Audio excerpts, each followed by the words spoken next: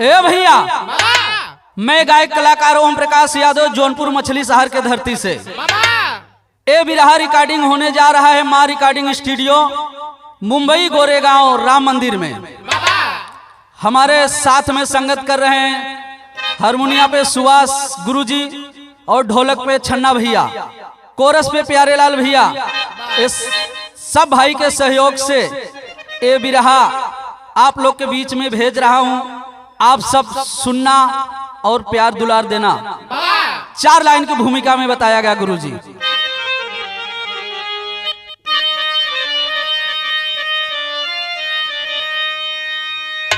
करने स्नान गंगा महाकुंभ में चल पड़ा विश्व भर से है भक्तों का रेला। भक्ति में रंग गए लोग है इस कदर, पहुंचे परिवार संग देखने को है मेला। साजबाज से मन था प्रफुल्लित बड़ा, साधु संतों का भी देखते हैं खेला। हो गई अनहोनी ऐसी सोचा न कोई, कभी जितेंद्र अचानक मचा ठेली ठेला।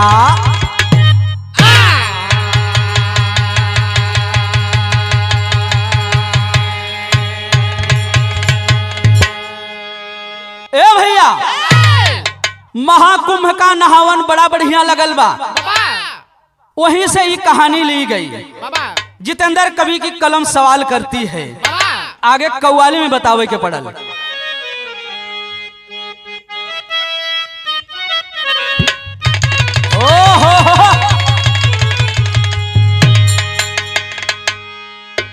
जिंदगी में हजारों का मेला जुड़ा, हंस जब जब उड़ा तब अकेला उड़ा।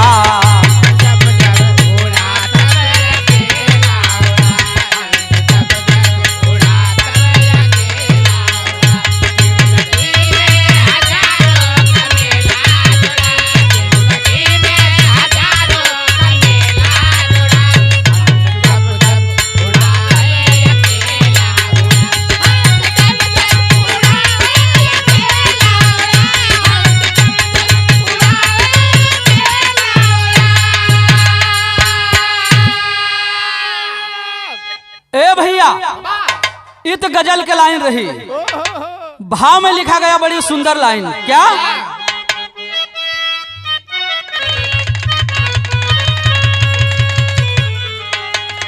मेरे खुशियों को किसकी नजर लग गई, जिंदगी मौत बन के कहर बन गई।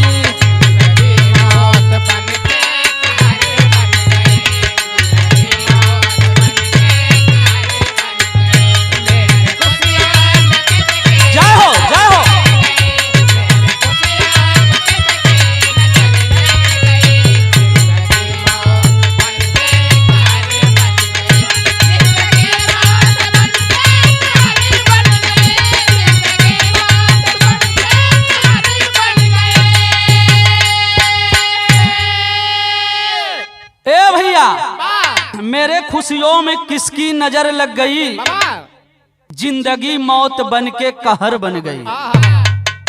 इतनी सुंदर कवि जी लाइन लिखे हैं, नजम के लाइन में बतावे के पड़े लागे।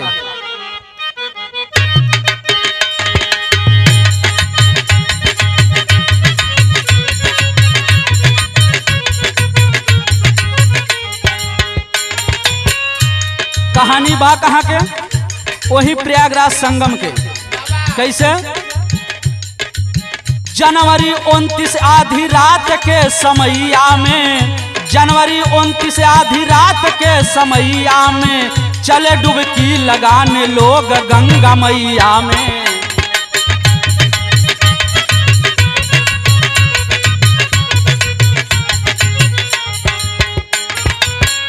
तोड़ के बैरिकेटिंग भगदड़ को मचाए हैं, तोड़ के बैरिकेटिंग भगदड़ को मचाए हैं, लोग तूफान बन के संगम को रिधाए हैं।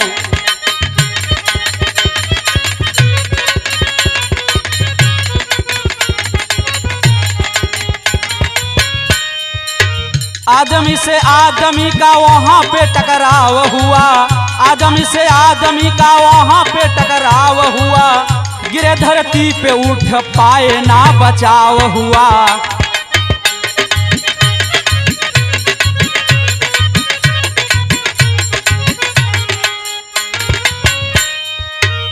बूढ़े बच्चों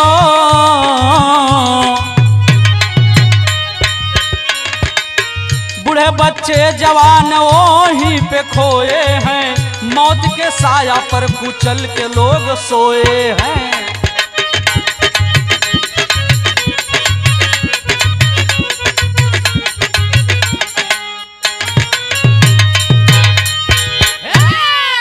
ए भैया वहां इतनी भीड़ जुटी बाबूजी, प्रयागराज में इतनी भीड़ जुटी कि भीड़ का रेला मच गया।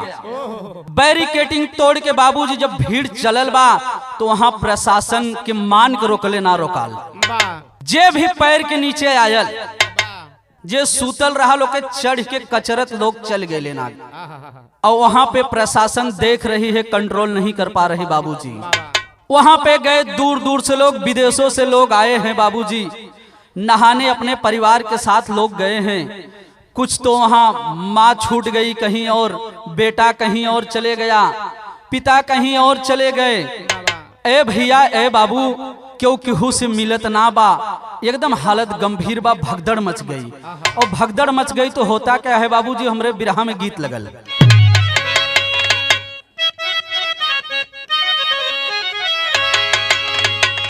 ये गीत बड़ी सुंदर गीत लगल। ये गीत वही खो गुरुजी प्रयागराज के एस बिरहा सम्राट स्वर्गीय हैदर अली गुरुजी गावे। कैसे गावे छन्ना भैया,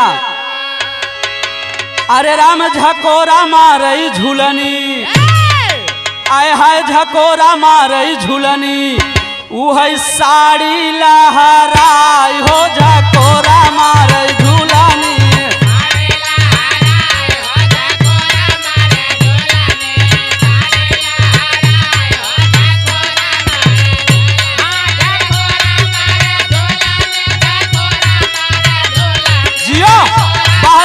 भैया क्या बात है।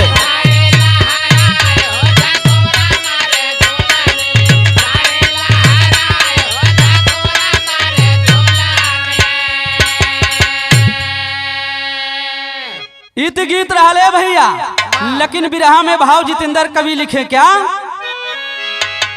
मचल को हराम भारी केहू ना देखाला, मचल को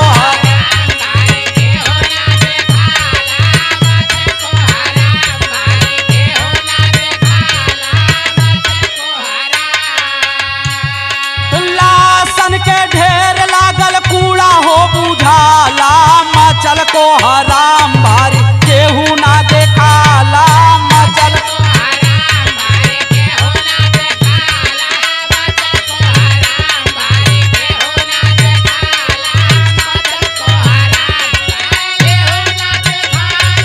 जय हो जय हो।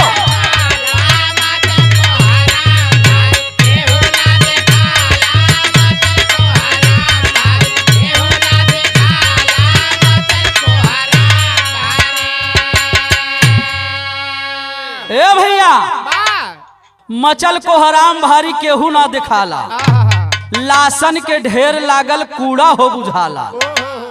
वहां इतनी लाशों की ढेर लग गई बाबूजी कि जैसे ट्रैक्टर में भरत रहन गुरुजी कपड़ा में, तो में कितनी लाश भराई है।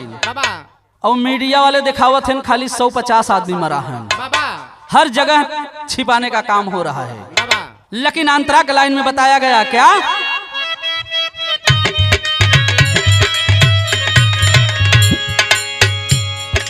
घायल रहे लोग जवन करे बापा माई,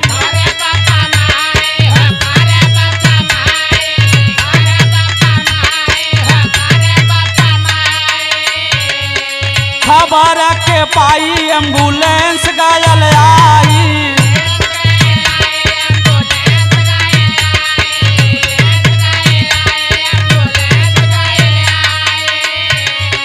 पता नहीं चले लोग कहाँ लेके जाले, मचल को हराम भारी केहू ना देखा ले, मचल को हराम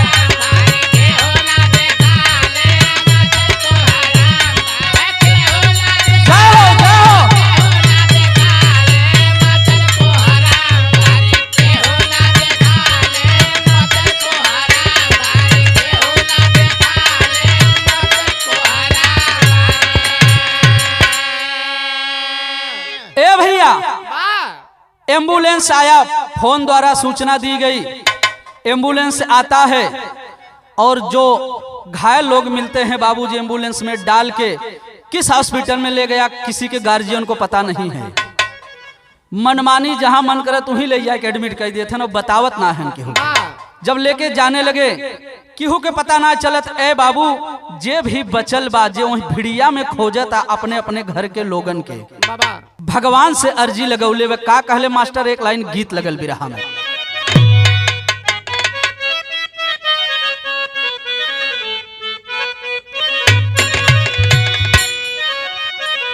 तूने अजब रचा भगवान, तूने अजब रचा भगवान, खिलौना माटी का।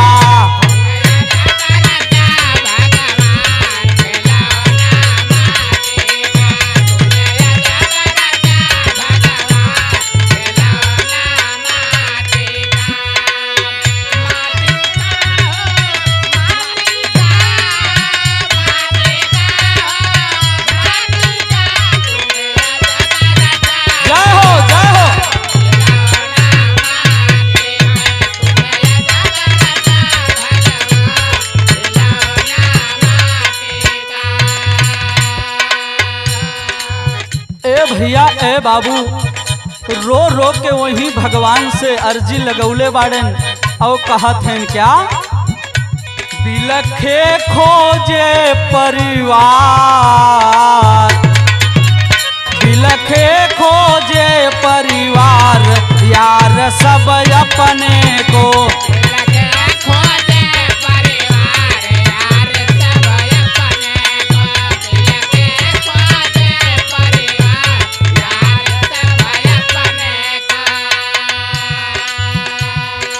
ए भैया रो रो के वही लोग खोजत हुए, तब किसे कहाँ ले जाए उठाई,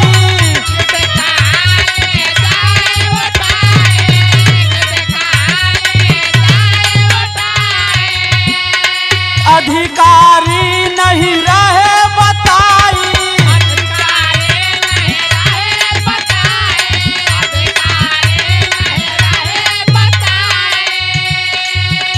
कहे उजड़ गया संसार, कहे उजड़ गया संसार, यार सब अपने को।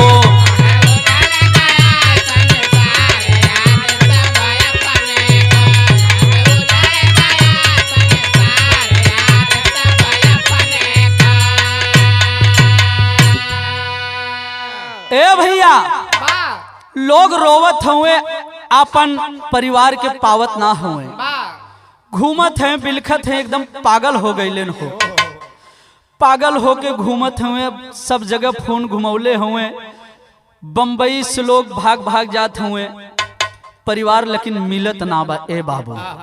और इहो पता ना बा जिंदा हुए कि मुँह गईल मरल हुए, कुछ अता पता ना चलता।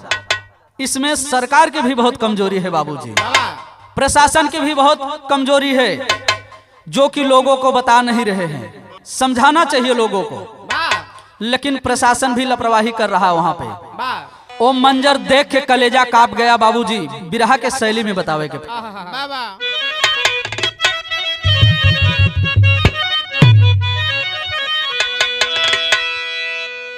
अरे राम सहा लेना सहाई पिरवा, अरे राम सहा लेना सहाई पिरवा, देखली मौत का मंजर ऊहो ना बिसराई।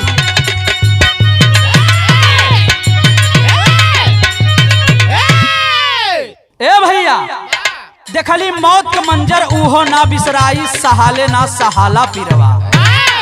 ए बाबूजी देख के कलेजा कांप जा रहा है वहां का भीड़। तो 4 लाइन कवि जी विदेशिया लिख लें बिरहा में। ए भैया ए बाबू कलेजा कांप गया क्या, अरे पापा यौ महतारी केहू के भाई यौ भौजाई मुआले, बेटा बेटी केहू के हो मरली गुजरिया, भाई और बहिनिया केहू के सथवा के छोड़ी गईले, पता नहीं लागे केहू के गईले कौनी ओरिया। ए भैया ए बाबू, लोग रोवत हुए, छटपटात हुए हो, करे जवाब फाट जाला अगर केहू के घर के लोग ना मिलेला। अरे बाबू, उस महतारी से पूछिए जिसका लाल नहीं मिलता है। गैया जैसे बछरुआ बिना पगला हो जाला, अरे बाबू वैसे महतारी अपने लाल बिना पागल हो जालिन। और उस बहन से पूछिए जिसका सिंदूर उजड़ गया। ए बाबू ए भैया, उस बहन से पूछिए जिसका भाई भीड़ में गुम गया। ए बाबू कलेजा कांप गया। जो बहन का भाई गुम गया उस बहन से पूछिए क्या हालत है। ए बाबू ए भैया, कि कौनो अस्पताल लेके गईले घायल लोगवा के, कितना लोग मरी गईले कौनो ना खबरिया। 30 लोगवन के लाश कतहु मिली गईले हो, बाकी लोगवन के नाही बाटे जिक्रिया। ए बाबू ए भैया, 30 लोग को लाश मिली है। छन्ना भैया उहे मीडिया में दिखावल जाता, बाकी कितने लोग मरे हैं मीडिया नहीं दिखा रही। बाबूजी खबर को दबाई जा रही है। ए बाबू ए भैया, जब कोई बोलना चाहता है इस बारे में तो लोग उसको, मीडिया वाले प्रशासन को लोग भगा देते हैं वहां पे। और आगे होत का अब एक लाइन तर्ज लगल बिरहा में। अरे सुन कैला राजाऊ हो, सुन कैला राजाऊ, कचौड़ी गली सुन कैला राजाऊ। मिर्जापुर के कैला गुलजार हो, कचौड़ी गली सुन कैला राजाऊ।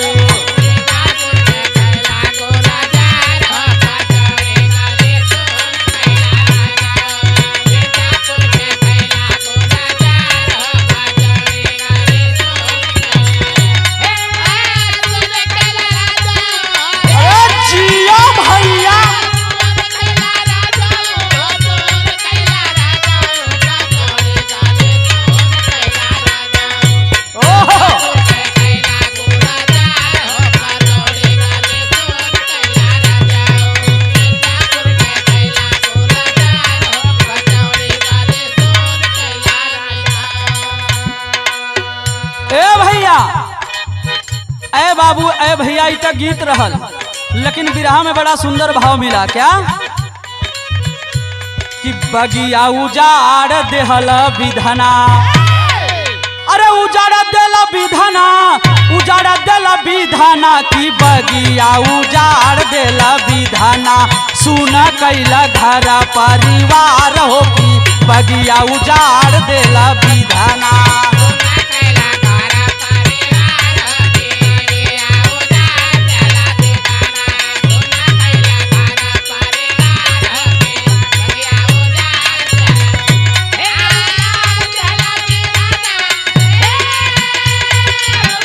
बाहरे छन्ना भैया, क्या बात है।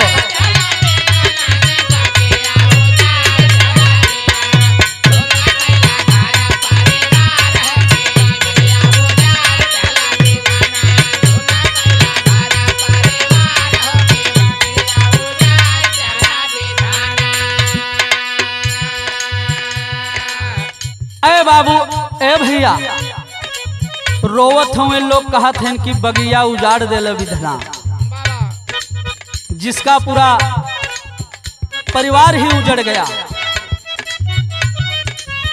हंसत के आए कैसे रोवत के जाई,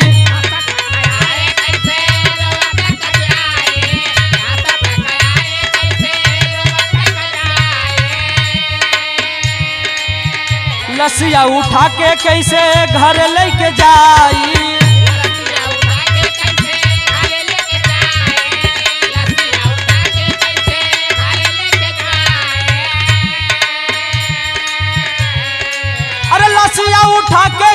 घरे लेके जाई कि बगिया उजाड़ देला विधाना। अरे बगिया उजाड़ देला विधाना, सुन कैला घर परिवार हो कि बगिया उजाड़ देला विधाना।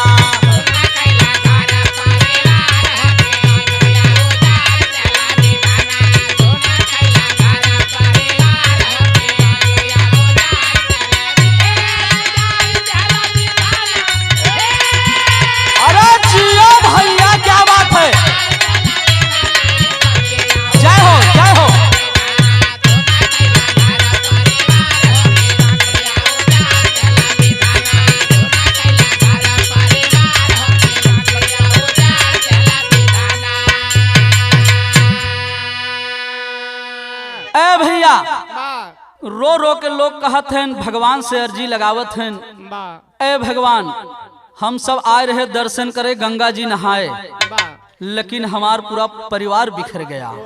रो रो के लोग अर्जी लगौले बाने। ए भैया प्रशासन से जाके अर्जी लगावत है, लेकिन प्रशासन सुन नहीं रहा है। तो भैल का मास्टर बिरहा में पहपट लगा।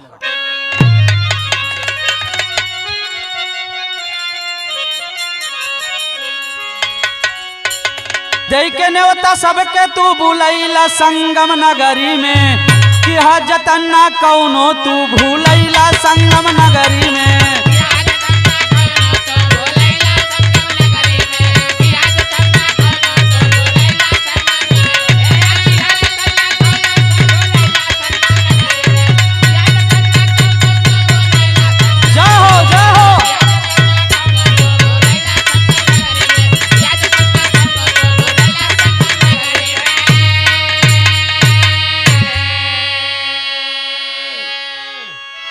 ए भैया देश विदेश से करोड़ों जनता जब गई आई हो, व्यवस्था ना हुआ ठीक से चिल्लाए सब भाई हो। अरे सरकार की कमी तब फिर आई संगम नगरी में। अरे सरकार की कमी तब फिर आई संगम नगरी में, कि हजतन ना कौनो तू बुलाई संगम नगरी।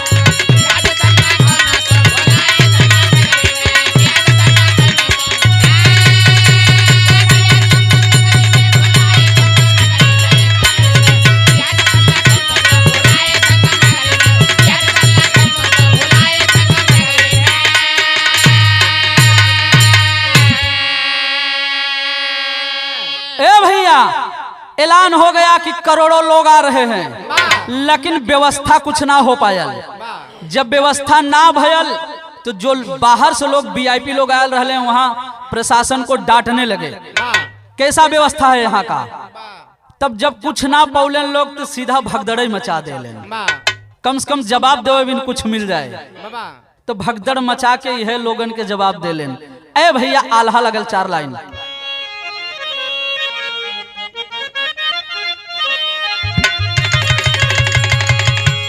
अरे नाम और सोहरत खातिर भीड़िया जुटवले भैया,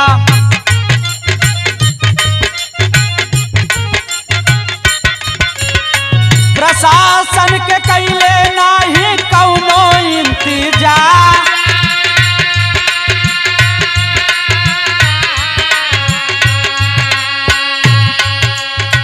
अरे श्रद्धा लगा के अइले संगम नहाए भैया,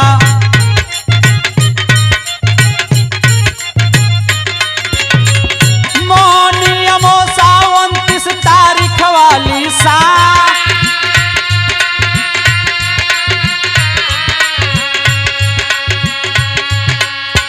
दिल के अरमान दिला वह में रही गईली बाबू,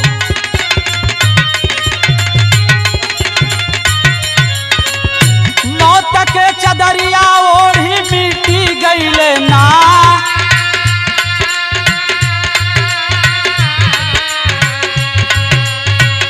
भाई सहायता नहीं केहू लोगवा के भैया,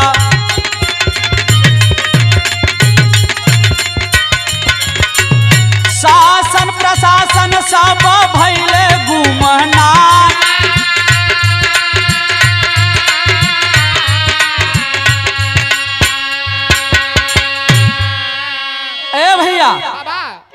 शासन प्रशासन एकदम चुप्पी साध के बैठ गए हैं।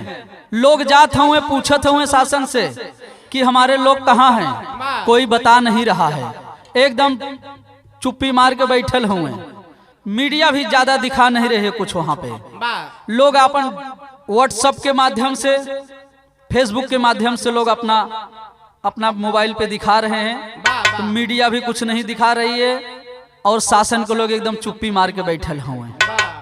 ए भैया, हमरे बिरहा के लास्ट लाइन लगल जवन की दादा पंधारी गावत रहन। दादा की नहीं है तो हमसे न बनी, लेकिन लहावे चलते ही। आओ मालिक कहा, अरे अब ना मिली है भैया, अब ना मिली है बाबू, अब ना मिली नेनुआ के तरकारी, अब ना मिली।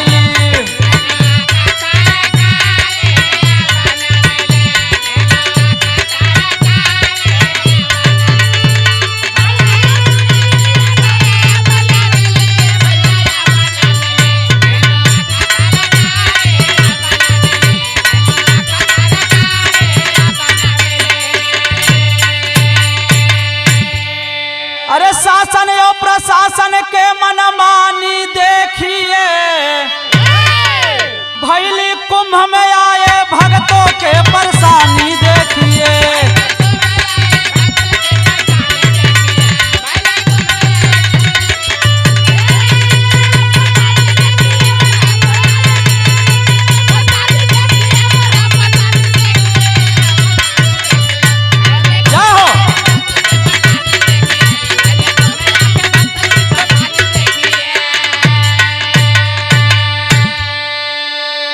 लापरवाही के चलते भगतों अपना जान गंवाए, कितनों का घर उजड़ गया पर लाश नहीं अब पाए। अरे इंसान के दुख भरी कहानी देखिए, अरे इंसान की दुख भरी कहानी देखिए, भैले कुंभ में आए भगतों के परेशानी देखिए।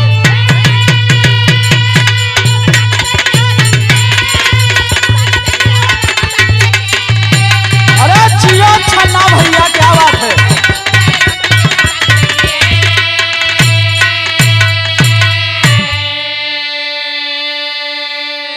ए भैया, वहां पे जनता एकदम परेशान है, वहां पे जितने भक्त गए हैं सब परेशान हैं, एकदम परेशानी में बान। ए बाबू, यह हमारे बिरहा के कहानी बा कि लोग वहां पे जितना जन गए नहाने परेशान हैं, लेकिन जाहू वाले के सोचे की चाहिए का सबसे बड़ा भगवान और तीर्थ अपने घर पे है बाबू। माई बाबू की सेवा कर दे, उससे बड़ा कोई तीर्थ नहीं होता है। खूब पाप करे है और जाए कुंभ में नहाए ले, गंगा जी में नहाए ले, लेकिन अगर माई बाबू सुखी ना है तो कुल पाप ही बा। ए भैया, तो तीर्थ बर्थ अपने घर ही बा, कुल तीर्थ अपने घर ही बा। माँ बाप का सेवा कर लो, वही सबसे बड़ा तीर्थ है। आखिरी लाइन कहना है, गुरु बिहारी, गुरु गणेश, गुरु राम लाल नरेश, राजनारायण, गुरु बच्चन, चंद्रिका, कबीर रमेश।